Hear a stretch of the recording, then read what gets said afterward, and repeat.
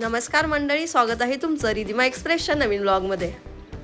Good morning everyone. Today I would like to talk about Omkareshwar. मंडळी, आज आपण जाणार आहोत अशा ठिकाणी जिथे श्रद्धा, शांती आणि शक्ती यांचा अद्भुत संगम आहे. भगवान महादेवांच्या 12 ज्योतिर्लिंगांपैकी एक ज्योतिर्लिंग म्हणजेच ओंकारेश्वर. चला तर मग सुरुवात करूया या पवित्र प्रवासाला. उज्जैनच्या श्री महाकालच्या दर्शनानंतर आम्ही कालभैरवनाथाचं दर्शन घेतलं आणि त्यानंतर महाबागलामुखीचं दर्शन घेऊन आम्ही निघालो आहोत ओंकारेश्वरच्या दर्शनाला. 3-3.5 तासांचा प्रवास करून आम्ही ओंकारेश्वरमध्ये पोहोचलो. आम्ही ऑनलाईन रूम बुक करणार होतो, पण आता तुम्हाला माहिती आहे ऑनलाईन फ्रॉड कसे चाललेत. त्यामुळे ठरवलं की आता ओंकारेश्वरमध्ये जाऊनच रूम बघूया. तुम्हाला माहितीच असेल, आता आपण कोणत्याही देवस्थानाला जाऊ तिथे आपल्याला एंट्री केल्याच्या नंतर पावती फाडावी लागते. तसेच आम्ही गेल्याच्या नंतर पावती फाडायला लोक आले. त्यातून आम्हाला एकाने विचारलं की तुम्हाला रूम हवी आहे का, आणि आम्ही तर रूमच्या शोधातच होतो.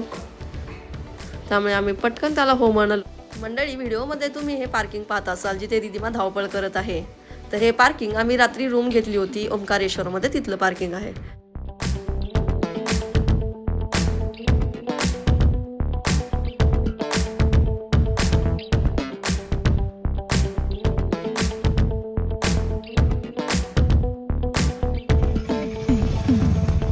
पाहू शकता, रिधिमाला आतुरता लागलेली आहे बोटीमध्ये जाण्याची आणि ती विचारत आहे आपण कधी बोटीमध्ये पोहोचणार.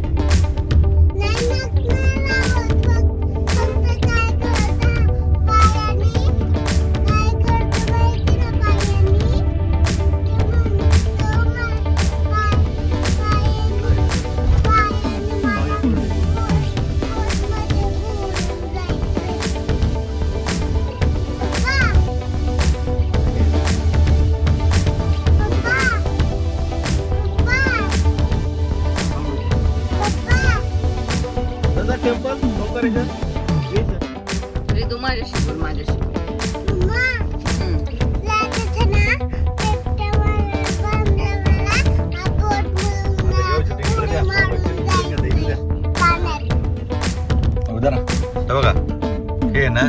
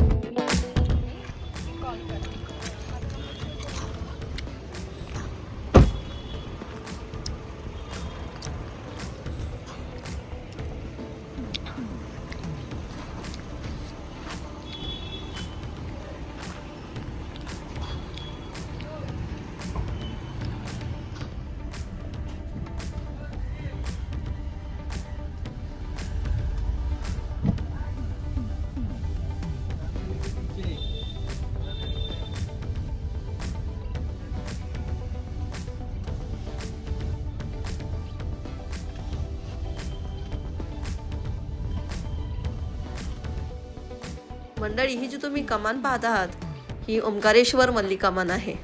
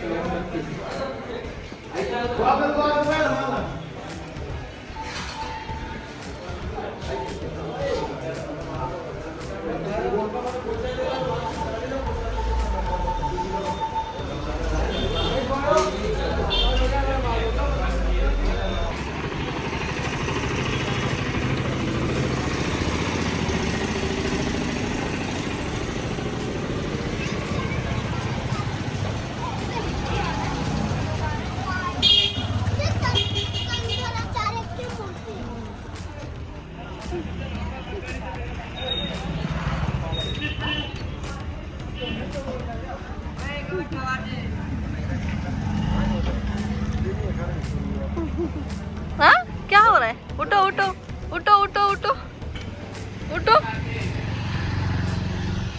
क्या लेना है तुम्हें? क्या लेने आई है यहाँ पे?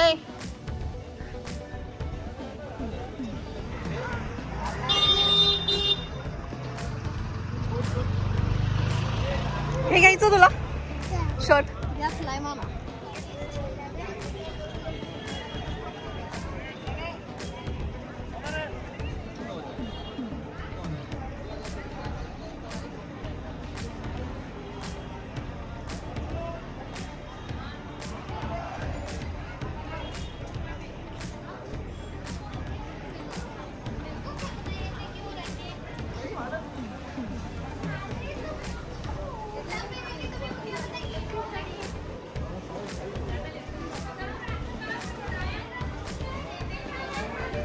रोहन बाटली घे. रोहन,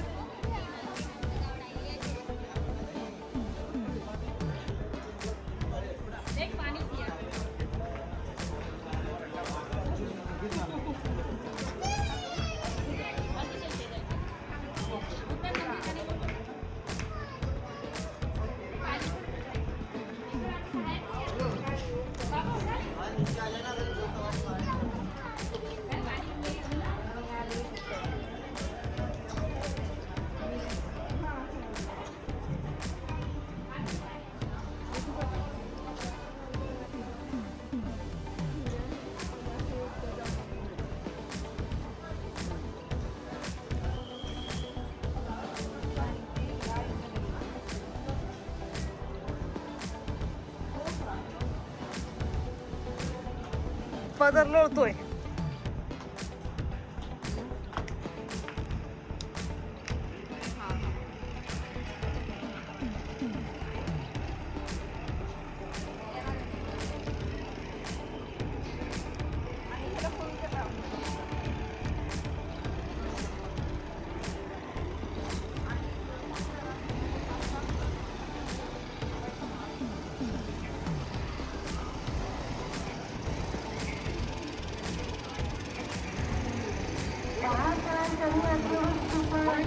मंडळी, ओंकारेश्वर हे मध्य प्रदेश राज्यातील खंडवा जिल्ह्यात वसलेले एक प्रसिद्ध तीर्थक्षेत्र आहे. नर्मदा नदीच्या मधोमध असलेले हे बेट ओम या पवित्र आकारामध्ये दिसते, म्हणून या स्थानाला ओंकारेश्वर हे नाव पडले आहे. हे ठिकाण फक्त मंदिर नाही तर आध्यात्मिक ऊर्जा अनुभवण्याचं केंद्र आहे. मंडळी, ओंकारेश्वर हे मंदिर हे नर्मदा नदीच्या पलीकडे आहे, त्यामुळे मंदिराकडे जाताना बोट करून जावे लागते. तुम्ही जी बोट पाहतात ही बोट 1,500 रुपयामध्ये ठरवली होती. त्या मला मंदिरासोबत 4 पॉइंट दाखवणार होते. रिधिमाचा बोटचा हा पहिलाच प्रवास होता, त्यामुळे रिधिमा खूप एक्साइटेड होती. तुम्ही पाहत आहात जो बोट चालवत आहे तो मुलगा खूप लहान दिसत होता. असं वाटत होतं की हा पहिल्यांदाच बोट चालवतोय, त्यामुळे थोडी भीतीही मनाला वाटत होती.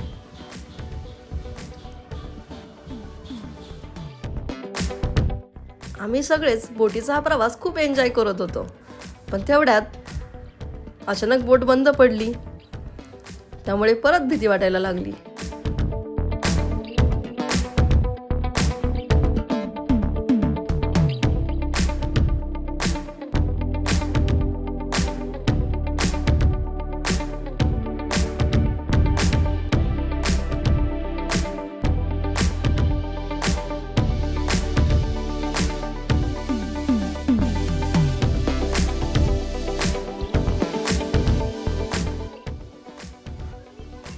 हा जो मुलगा दिसत आहे ना, छोटासा, हा बोट चालवत होता. फायनली बोट चालू झाली आणि ह्या मंदिराचं महात्म्यही सांगत होता. नदीची इन्फॉर्मेशन देत होता, नद्यांचा संगम कुठं झालाय ते सांगत होता.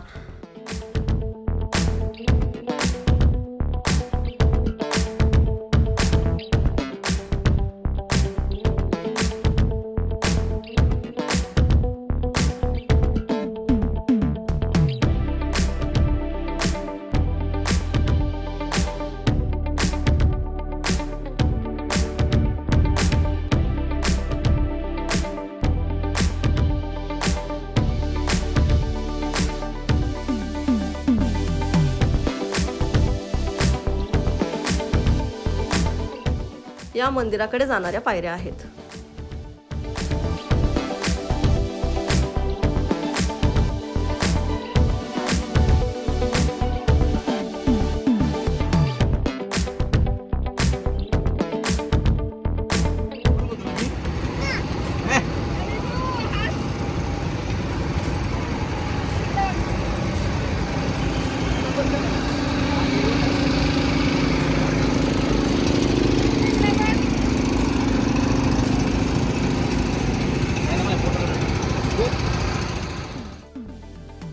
मंडळी, तुम्ही पाहू शकता मंदिराच्या इथून नर्मदा नदी किती सुंदर दिसत आहे.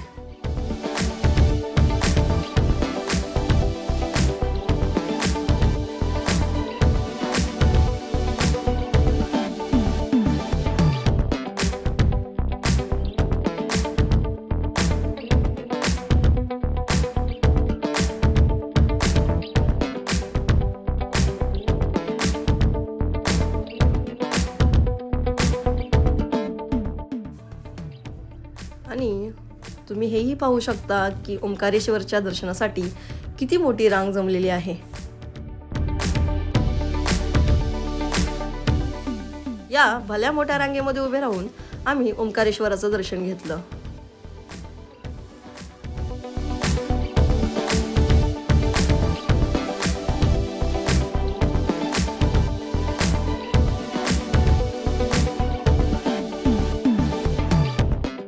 ओंकारेश्वराच्या मंदिराकडे जाण्याच्या आधी हे शनिदेवाचं मंदिर लागतं. आम्ही रांगेमध्ये उभा राहूनच या मंदिराचं दर्शन घेतलं आणि जे तुम्ही पंडित पाहत आहात ते शनिदेवाचं आपल्या आयुष्यात काय महत्त्व आहे ते सांगत आहेत. आणि या पंडितांनी रिधिमाला चॉकलेटी खायला दिली. ओंकारेश्वरचं दर्शन झाल्यानंतर आम्ही निघालो परतीच्या प्रवासाला. ठरल्याप्रमाणे आता बोटवाला आम्हाला 4 पॉईंट दाखवणार होता. त्याने आम्हाला पॉईंटही दाखवले, परंतु एवढ्या भल्या मोठ्या रांगेमध्ये उभे राहिल्यामुळे आमची कोणाचीच खाली उतरायची इच्छा नव्हती, कारण आम्ही सगळेच दमून गेलो होतो.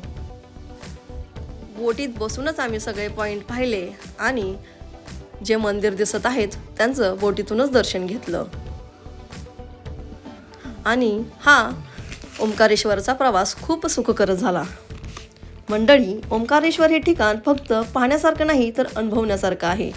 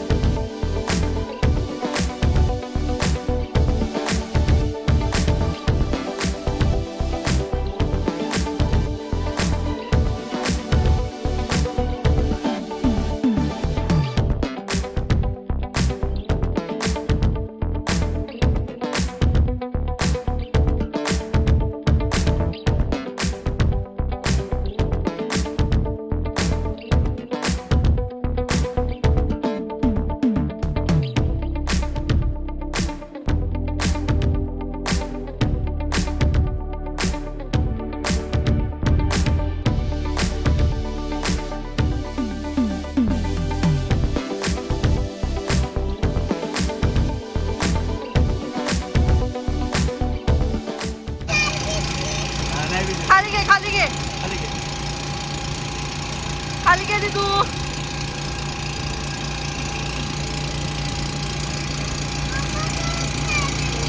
आता म्हणली जायचं आली. माझे पाय ठेवा वर वाजत पाय. अरे वा. नाक ओरडायला लागलं.